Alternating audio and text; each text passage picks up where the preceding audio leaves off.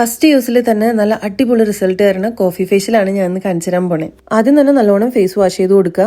അടുത്ത സ്റ്റെപ്പ് എന്ന് പറയുന്നത് സ്ക്രബിംഗ് ആണ്. അതിന് വേണ്ടിയിട്ട് ഞാൻ കുറച്ച് കോഫി പൗഡർ, ഇച്ചിരിക്കോളം അരിപ്പൊടിയും കൂടി എടുത്തിട്ടുണ്ട്. ഇനി അതിലോട്ട് റോസ് വാട്ടർ ആഡ് ചെയ്ത് കൊടുക്കണം.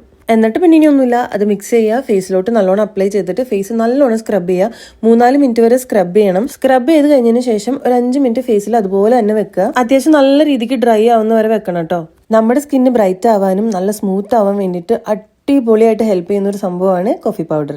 ഇത് കാണുമ്പോൾ തന്നെ നിങ്ങൾക്ക് മനസ്സിലായിട്ടുണ്ടാവും എന്റെ ഫേസ് എത്രത്തോളം സോഫ്റ്റ് ആയിട്ടുണ്ട്. ഇനി ഫേസ് പാക്കിന് വേണ്ടിയിട്ട് പിന്നെയും കോഫി പൗഡർ എടുക്കുക. അതിലോട്ട് തക്കാളിയുടെ നീരോ അരച്ചതോ എങ്ങനെ വേണമെങ്കിലും ചേർത്ത് കൊടുക്കാവുന്നതാണ്. എന്നിട്ട് അതിലോട്ട് രക്തചന്ദനം കൂടെ ആഡ് ചെയ്ത് കൊടുക്കുക. ഇനി വേറൊന്നുമില്ല, ഇതെല്ലാം കൂടെ മിക്സ് ചെയ്തിട്ട് ഫേസിലോട്ട് അപ്ലൈ ചെയ്ത് കൊടുത്താൽ മാത്രം മതി. നമ്മുടെ ഫേസിൽ വന്നിട്ടുള്ള ഡാർക്ക് സ്പോട്ട്സ് പോവാനും സ്കിന്ന് ബ്രൈറ്റൻ ചെയ്യാനും സ്കിന്ന് ടൈറ്റൻ ചെയ്യാനും എല്ലാം അടിപൊളിയാണ് രക്തചന്ദനം. ഇത് നമുക്ക് സൺബേൺ ആയിട്ടുണ്ടെങ്കിലോ അല്ലെങ്കിൽ ഫേസിൽ എന്തെങ്കിലും ഇച്ചിങ് ഒക്കെ ഉണ്ടെങ്കിൽ അതൊക്കെ മാറ്റാൻ വേണ്ടിയിട്ട് ഹെൽപ്പ് ചെയ്യുന്ന ഒരു സംഭവമാണ്. ഇനിയൊന്നുമില്ല, 30 മിനിറ്റ് വെക്കുക, വാഷ് ചെയ്ത് കളയാം. അപ്പൊ തന്നെ നിങ്ങൾക്ക് വ്യത്യാസം മനസ്സിലാവും. കാരണം ഫേസ് നല്ലോണം ബ്രൈറ്റ് ആയിട്ടുണ്ടാവും. അതങ്ങനെ തന്നെ മെയിൻറ്റെയിൻ ചെയ്യണമെങ്കിൽ ഇടയ്ക്കിടയ്ക്ക് ചെയ്തുകൊണ്ടിരിക്കണം. അപ്പൊ ഇന്നത്തേക്ക് ഇത്രയേ ഉള്ളൂ.